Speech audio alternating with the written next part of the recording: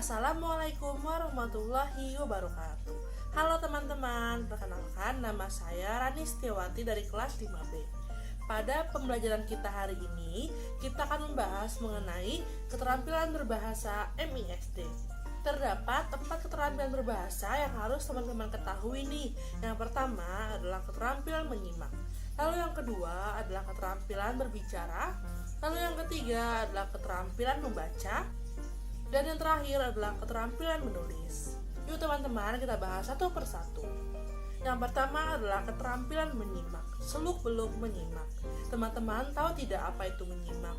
Menyimak itu dapat diartikan sebagai proses kegiatan mendengarkan lambang-lambang lisan dengan penuh perhatian, pemahaman, apresiasi, serta interpretasi untuk memperoleh informasi. Menyimak juga dapat diartikan sebagai kegiatan mendengar secara aktif dan kreatif untuk memperoleh informasi, menangkap isi pesan, serta memahami makna komunikasi yang disampaikan secara lisan.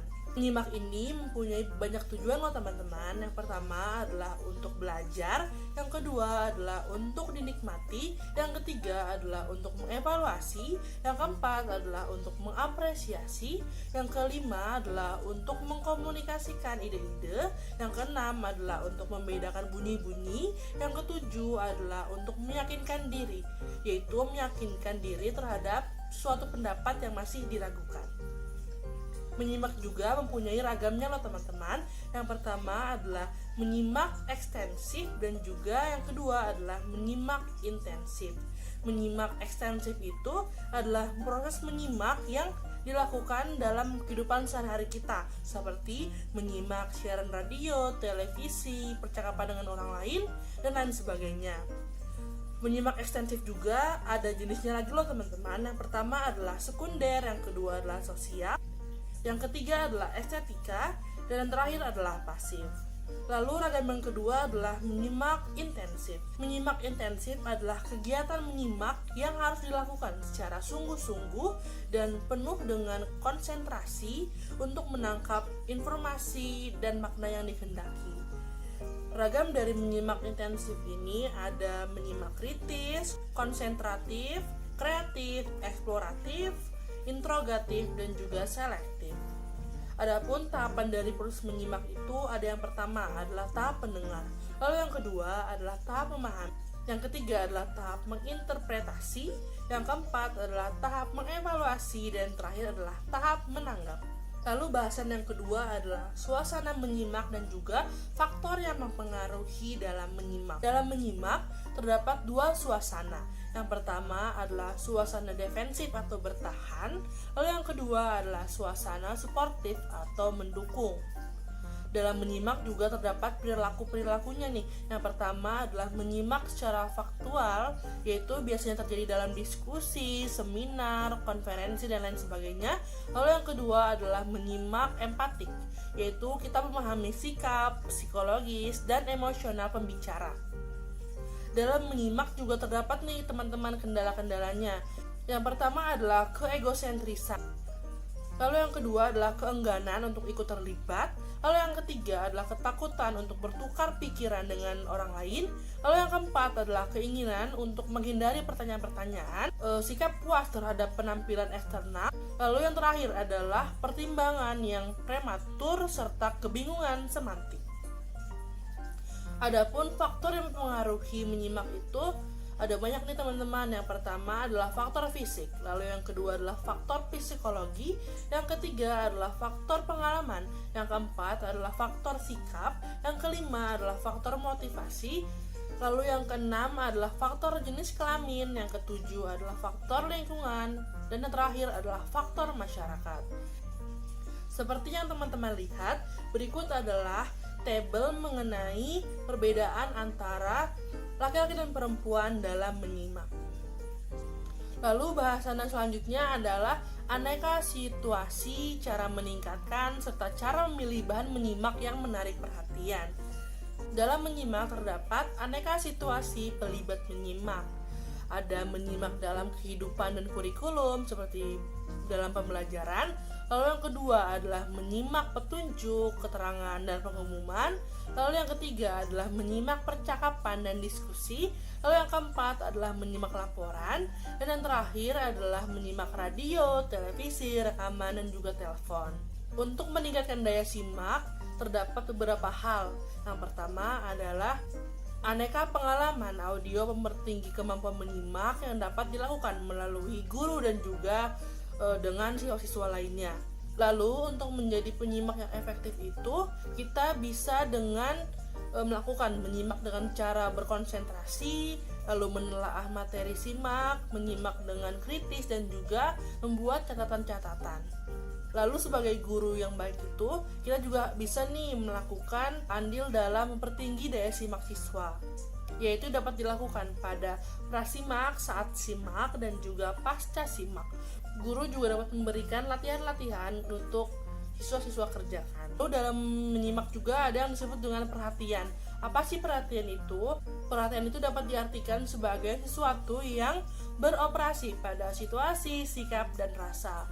Teori-teori yang berkenaan dengan perhatian itu ada teori seleksi responsi, teori saringan, dan teori seleksi masukan. Itu adalah materi pertama kita, yaitu terampilan menyimak. Lalu materi yang kedua adalah tentang keterampilan berbicara. Seluk-beluk berbicara. Teman-teman tahu tidak apa itu berbicara? Berbicara itu dapat diartikan sebagai kemampuan berkomunikasi dengan orang lain melalui media bahasa. Tujuan dari berbicara itu ada untuk memberikan petunjuk, yaitu to inform, lalu juga bisa untuk to entertain, dan juga untuk to persuade atau untuk membujuk atau meyakinkan. Adapun aspek dalam berbicara itu ada aspek bahasa, penguasaan bahasa, lalu ada keberanian, ada ketenangan, dan juga kesanggupan untuk menyampaikan ide dengan lancar dan teratur.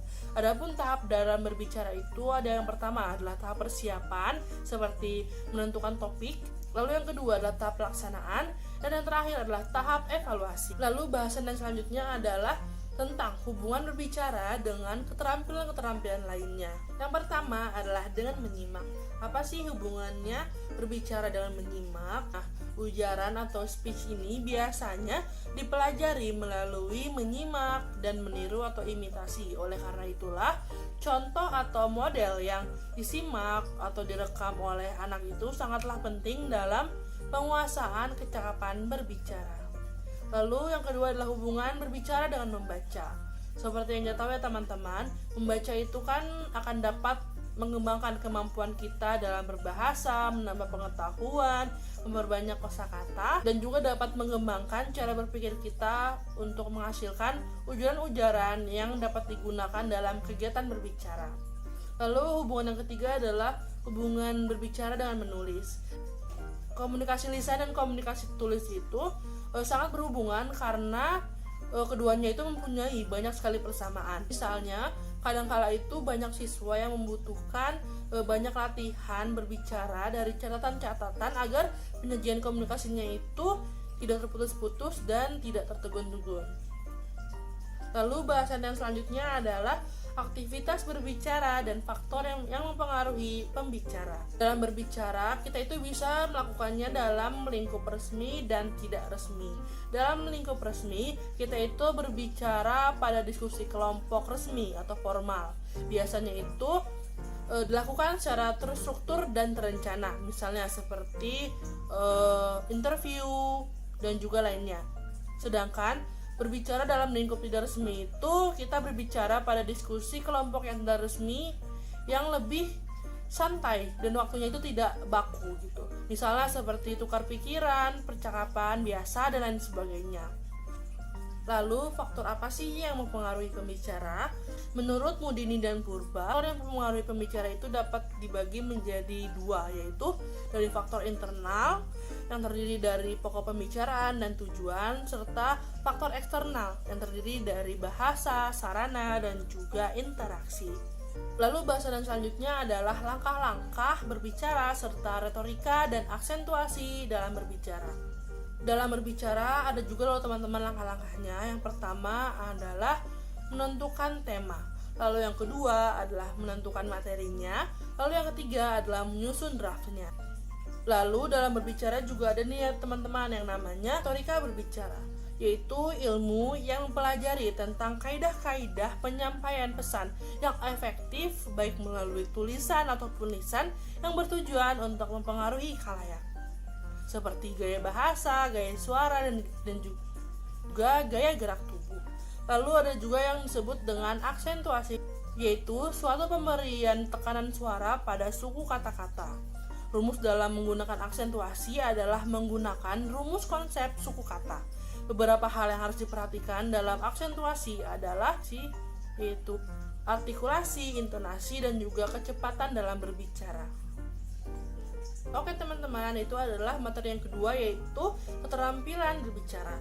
Lalu materi yang selanjutnya adalah keterampilan yang ketiga, yaitu keterampilan membaca. Seluk-beluk membaca. Membaca dapat diartikan sebagai suatu proses yang dilakukan serta dipergunakan oleh pembaca untuk memperoleh pesan yang hendak disampaikan oleh penulis melalui media-media kata atau bahasa tulis. Tujuan dari membaca adalah untuk mencari dan memperoleh informasi, mencakup isinya serta memahami makna bacaan.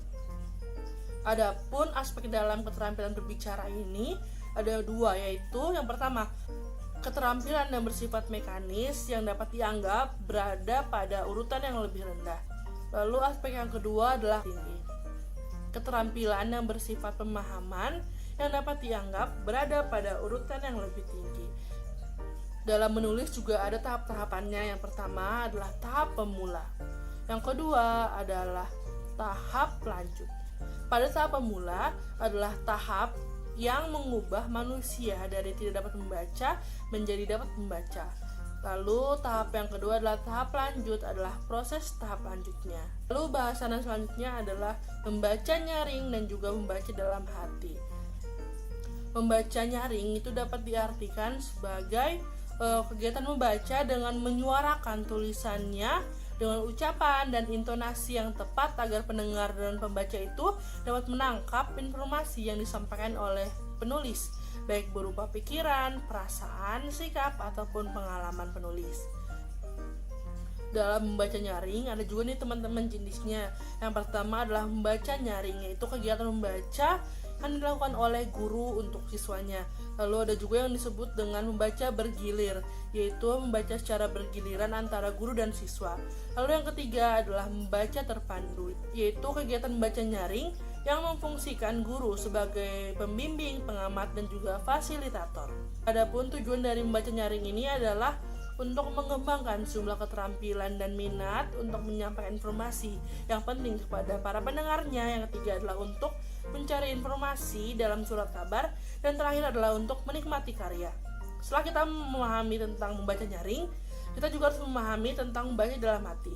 Membaca dalam hati dapat diartikan sebagai kegiatan membaca tanpa suara. Jadi membaca ini lebih menekankan terhadap pemahaman terhadap isi bacaan. Adapun tujuan dari membaca dalam hati ini adalah untuk memperoleh keterampilan membaca informasi. Membaca dalam hati juga ada jenis-jenisnya loh. Yang pertama adalah membaca ekstensif atau membaca secara luas seperti survei dan lain-lain. Lalu yang kedua adalah membaca intensif, yaitu membaca secara seksama seperti membaca secara kritis dan juga kreatif. Lalu bahasan selanjutnya adalah membaca telah isi dan juga telah bahasa. Membaca telah isi itu menuntut pembaca untuk terampil menelaah isi bacaan secara mendalam. Jadi dalam membaca telah isi ini menuntut ketelitian, pemahaman, kekritisan berpikir, serta keterampilan menangkap ide-ide yang tersirat dalam bahan bacaan. Sedangkan membaca telaah bahasa itu adalah kegiatan membaca yang menuntut adanya pemahaman yang mendalam terhadap bahasa yang membangun bacaan. Oke teman-teman, itu adalah materi yang ketiga, yaitu keterampilan membaca. Lalu materi yang terakhir adalah keterampilan menulis. Seluk-beluk menulis. Menulis dapat diartikan sebagai kegiatan seseorang dalam mengungkapkan gagasan dan menyampaikannya melalui bahasa tulis kepada pembaca untuk dapat dipahami tepat seperti apa yang dimaksud oleh pengarang. Menulis dapat juga diartikan sebagai usaha untuk berkomunikasi yang mempunyai aturan main serta kebiasaannya sendiri. Adapun tujuan dari menulis itu ada banyak nih teman-teman. Yang pertama adalah bertujuan untuk memberitahukan atau mengajar, yang disebut sebagai wacana informatif atau informative discourse. Lalu yang kedua adalah tulisan yang bertujuan untuk meyakinkan atau mendesak, disebut juga sebagai wacana persuasif atau persuasive discourse. Lalu yang ketiga adalah tulisan yang bertujuan untuk menghibur atau menyenangkan, yang mengandung tujuan estetik, yang disebut juga sebagai wacana kesastraan atau literary discourse. Lalu yang terakhir adalah tulisan yang mengapresiasi perasaan dan emosi yang kuat atau berapi-api, yang disebut juga sebagai wacana ekspresif atau expressive discourse. Tulis juga banyak ragamnya loh teman-teman. Yang pertama adalah berdasarkan bentuknya. Ada yang disebut dengan bentuk-bentuk objektif seperti laporan, dokumen. Lalu ada juga yang disebut dengan bentuk-bentuk subjektif seperti surat-surat, penilaian pribadi, dan esai informasi. Dan juga selain berdasarkan bentuknya, ragamnya juga berdasarkan isi dan sifatnya seperti narasi, eksposisi, deskripsi, argumentasi, dan juga persuasi. Terdapat beragam jenis tulisan. Yang pertama adalah tulisan bernada akrab seperti buku harian dan esai pribadi. Lalu yang kedua adalah tulisan bernada penerangan seperti tulisan yang bersifat informatif dan juga memberi penerangan kepada orang lain. Lalu yang ketiga adalah tulisan bernada penjelasan yang bersifat eksposisi sebagai tulisan informasi, tulisan yang bernada penerangan. Lalu yang keempat adalah tulisan bernada berdebat. Lalu yang terakhir adalah tulisan bernada mengkritik. Oke teman-teman, sepertinya cukup dari saya. Saya ucapkan terima kasih. Wassalamualaikum warahmatullahi wabarakatuh.